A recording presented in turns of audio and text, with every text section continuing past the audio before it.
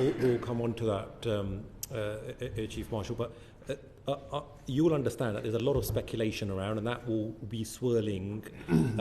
I completely understand that you cannot give us a specified number, but can you at least confirm, is there a funding shortfall, and a significant funding shortfall at that?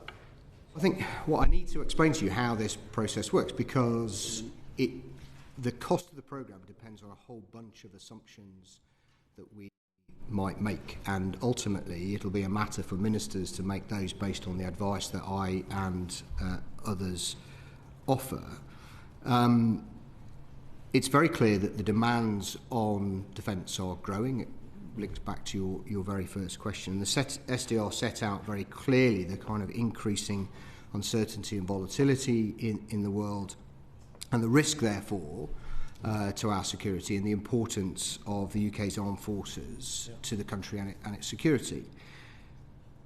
It also made clear, or the government has made clear, that over the last 30 years since the end of the Cold War, we are not as ready as we have taken a peace dividend, and we are not as ready as we need to be for the kind of full-scale conflict that we might face. And that's how we ultimately deter our principal adversary, is through being ready to fight and win.